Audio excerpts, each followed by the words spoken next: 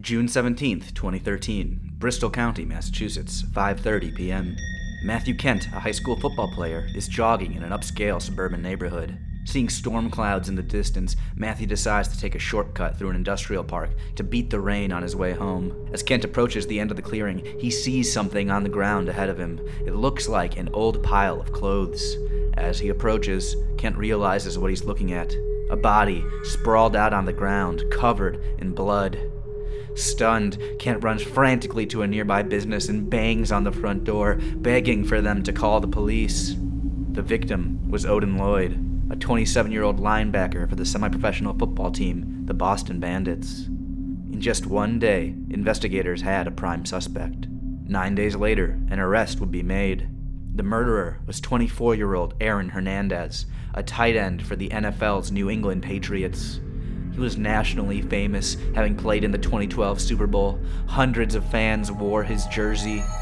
When he was arrested, Aaron had a $40 million contract and lived with his fiancée and daughter in a 7,100 square foot mansion. Suddenly, he was in a 10-foot by 7-foot jail cell. Detectives would soon discover Hernandez's dark past, leading to a life sentence without parole. While in prison, Aaron Hernandez took his own life.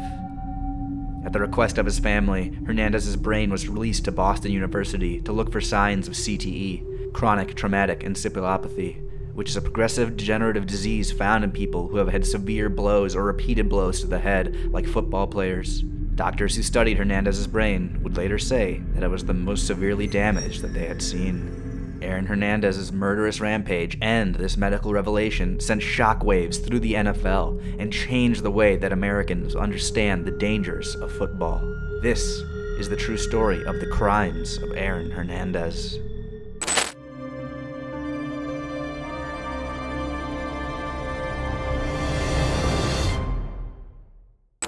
Thank you for watching today's video and for riding the crime wave with me.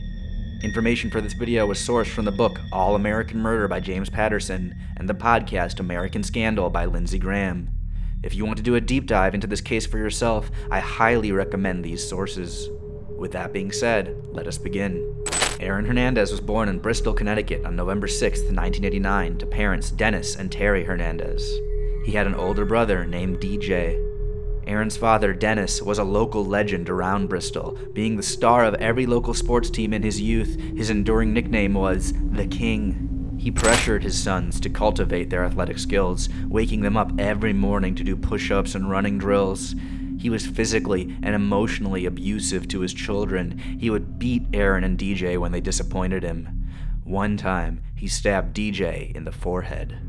Blood streamed down DJ's face as Aaron looked on, screaming. After entering high school, Aaron was revered as one of the best tight ends and wide receivers in the state of Connecticut and received several offers from major college football programs. But even with Aaron's success, Dennis lashed out at his son with homophobic slurs. Little did he know that Aaron was bisexual and carrying on a secret relationship with one of his high school teammates. Aaron would grow up hiding and feeling ashamed of his sexuality. On January 6, 2006, Dennis Hernandez died unexpectedly during what was supposed to be a routine surgery. Aaron was only 16 years old.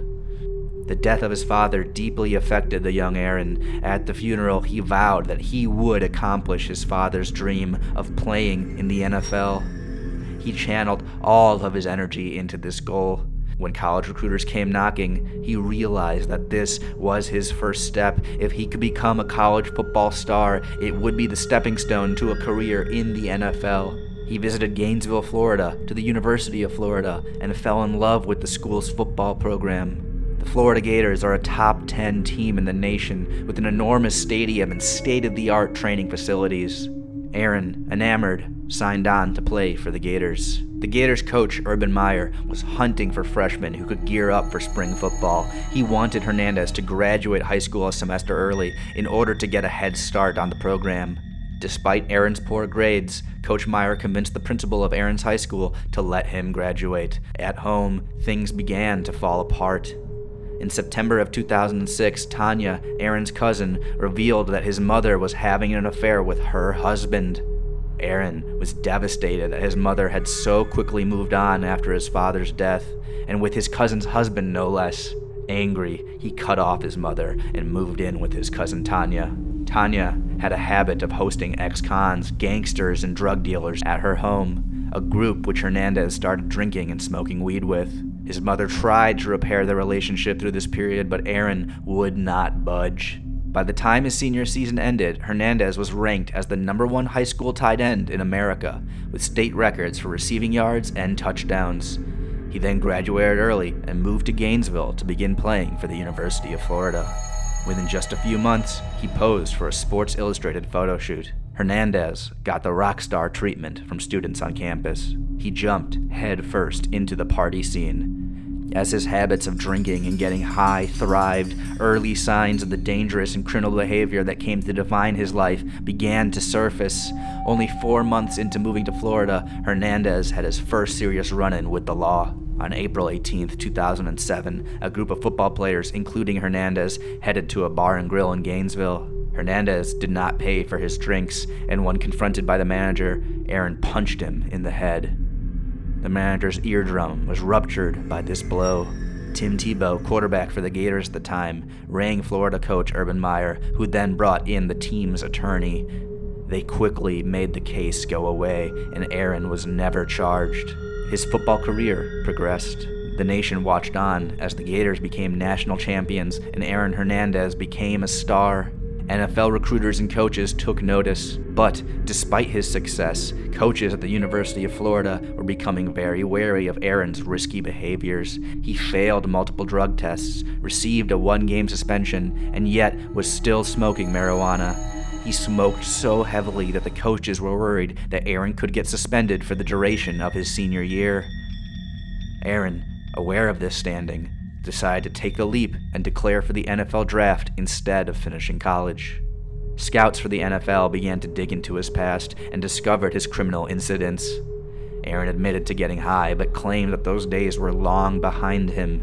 Despite this, multiple teams put Aaron on a do not draft list. April 24, 2010.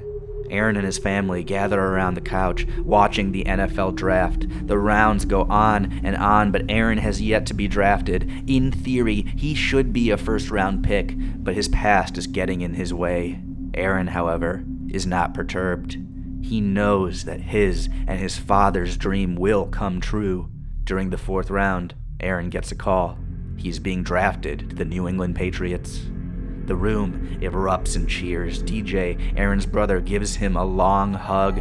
His little brother is now an NFL player for their hometown team, one of the biggest football teams in the league. And so, Aaron moved from Florida back to the New England area. Soon, he began associating with the same criminals and drug dealers that he had in high school. He would not be able to escape their draw. On June 8, 2010, the Patriots signed Hernandez to a 4-year, $2.4 million contract. During the preseason, Hernandez impressed head coach Bill Belichick with his abilities on the field. He started the 2010 season as the youngest player on any NFL roster. The Patriots are known for their strict rules and regiments in their team structure, commonly known as the Patriot Way. The team recognized Aaron's potential to grow into one of their strongest players and tried to reform his bad habits. At the same time, the topic of CTE and concussions was beginning to make its way through the NFL. Multiple NFL players had taken their own lives. They were diagnosed post-mortem with CTE. One study at the time finds that NFL players are 19 times more likely to develop dementia. In the summer of 2011, a group of players filed a lawsuit against the NFL, seeking compensation for the debilitating head trauma they endured during their time with the league. A year passes, and in 2012, Aaron Hernandez achieves another lifelong dream, competing in the Superbowl. He was only 22 years old. Yet, in the months that would follow, his life would begin to unravel. Aaron grew more and more paranoid, purchasing a variety of guns on the black market. He hired his drug dealer, Alexander Bradley, to be his personal assistant. The two spent the majority of their time together, getting high, playing video games, and going to clubs or casinos nearly every night of the week. Which brings our story to the first murder of Aaron Hernandez. On Sunday, July 15, 2012. 24-year-old Daniel De Abreu stands outside Cura Lounge, a nightclub in downtown Boston. He is an immigrant from Cape Verde who recently came to the United States. He works hard in an attempt to send money back home to his family. But on this night, he gets to let off some steam. He and 4 of his friends, all of them also from Cape Verde, enter the nightclub. While inside, they get drinks. When walking through the crowd, De Abreu accidentally bumps into someone, spilling a few drops of his drink. That person is Aaron Hernandez. Hernandez grows livid. Alexander Bradley tears Aaron away. As the club closes at 2 a.m., De Abreu and his friends pile into a car driving into the night. They are sitting at a stoplight when they hear a man yelling to their side. As De Abreu looks over, he sees Hernandez and Bradley. Hernandez yells, "What's up now?" and pulls out a silver handgun. Aaron Hernandez shoots De Abreu in the chest. He dies within minutes. Abreu's friend, Safiro Furtado, is shot in the head and dies instantly. Aaron Hernandez and his friend then drive away. Detectives arrive on scene and review security footage of the nightclub. They spot Aaron Hernandez and recognize him instantly. They do not, however, connect him with the shooting. They assume his presence is a coincidence. The investigation then goes cold. 2 weeks later, Aaron's teammates begin reporting his behavior as bizarre and impulsive, making sexual comments to the players in the locker room. But despite this, Hernandez is performing at the highest level on the field. And so, the New England Patriots sign Aaron Hernandez to a new contract for $41 million, including a $12.5 million signing bonus. Aaron Hernandez moves into a 5-bedroom mansion and gets engaged to Shania Jenkins, a woman who he first met in elementary school. Soon, she becomes pregnant with their child, a young girl. As the months pass, Hernandez becomes even more paranoid. He begins to think he's being followed by police. He sets up cameras all over the house and becomes suspicious of his friend, personal assistant, and drug dealer Alexander Bradley, who was with him during the nightclub shooting. Soon, his paranoia reaches a tipping point. February 13th, 2013. Hernandez and Bradley are in Miami, partying at a strip club called Tootsie's. They've been on a several day-long bender, drinking and doing drugs all day and all night. In the club, Hernandez starts to think that 2 of the patrons are plainclothes detectives from Boston. He confronts Alexander Bradley, asking him if he's told anyone about the nightclub shooting. Bradley refutes this accusation. The 2 leave the club and get into their car to head back to their hotel. In the car, Alexander Bradley falls asleep. He wakes up to the car stopped and parked, but they're not at the hotel. Confused, he turns his head and sees Hernandez pointing a gun straight at him. The next morning, Alexander Bradley is found in a parking lot, a bullet hole between his eyes. Shockingly, he is still alive. He is rushed to a hospital and survives, losing his right eye. But when questioned by police, Bradley covers for Aaron, saying that he can't remember who shot him. Bradley will then call Aaron, demanding payments for his silence. Over the next 3 months, the 2 will exchange over 500 text messages. Bradley demands $1 million from Aaron, and if he doesn't pay, Bradley will murder him. In fear, Aaron Hernandez decides to hire a bodyguard, an old friend from Connecticut with a lengthy criminal history. During the off-season, Aaron flies to Los Angeles with his fiancée and young daughter, seeking a break from New England for a few months. While there, his fiancée called the police twice in 1 week, saying that Hernandez was drunk and violent. In one incident, Aaron Hernandez punched his hand through a window. When DJ, Aaron's older brother, comes out for a visit, he discovers Aaron sitting on the roof of their townhome, staring at the ocean, a gun in his lap. A single bullet lays on the table. DJ asks Aaron what's wrong. Aaron ignores him, running the barrel of the gun over his neck. Eventually, Aaron puts the gun down and tells his brother that everything's okay. This does not convince DJ, but he feels powerless to help his little brother. Weeks pass, and Aaron Hernandez heads back to New England for spring training. There, he befriends a man named Odin Lloyd. Lloyd was a semi-professional football player and was dating Aaron's fiancee's sister. Aaron Hernandez and Odin Lloyd become fast friends. As the months go on, Aaron's paranoia begins to increase. One night in June of 2013, Lloyd and Hernandez are at Rumor nightclub in Boston. Aaron becomes upset when he sees Odin Lloyd talking with people he doesn't know. He becomes irrationally enraged and accuses Odin Lloyd of conspiring with his enemies. Lloyd has no idea what Aaron is talking about or why he's so upset. The next day, Aaron Hernandez texts his friends from his hometown. He writes, "You can't trust anyone." On June 17, 2013, Aaron Hernandez calls Odin Lloyd, asking for him to meet up.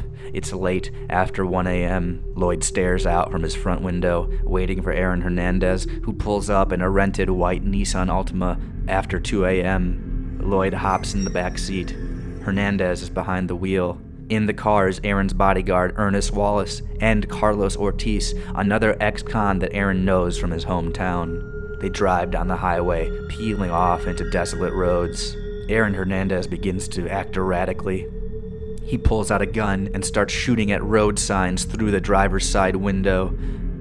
Lloyd is frightened and secretly texts his sister. He lets her know who he's with just in case anything happens to him. Hernandez then pulls to the side of the road, an industrial area just a mile from his home. He gets out of the car, gun in hand.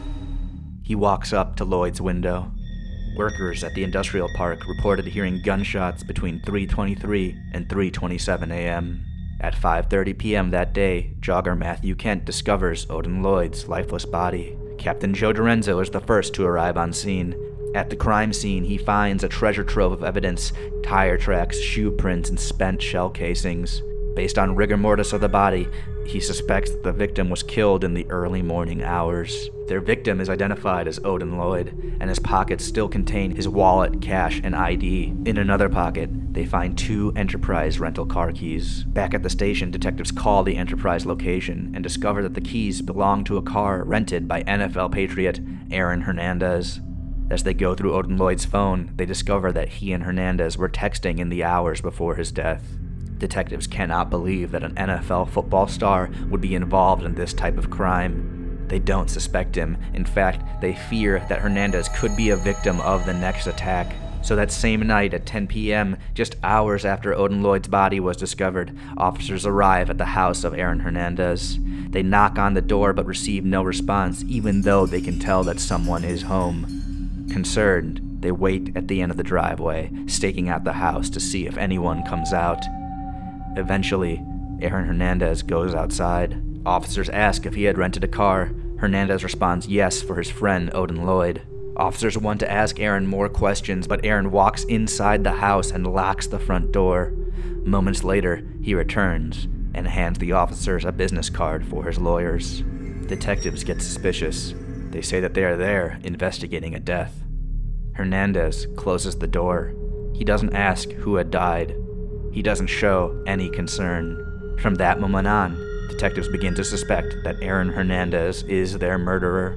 The next morning, Detective Mike Elliott and a partner head to the Enterprise car rental location and learn that Aaron Hernandez had rented a car for himself, a white Nissan Altima. He learns that the car was thoroughly cleaned before being returned. With this information in hand, police search security camera footage around the industrial park where Odin Lloyd's body was found, looking for the rented Nissan.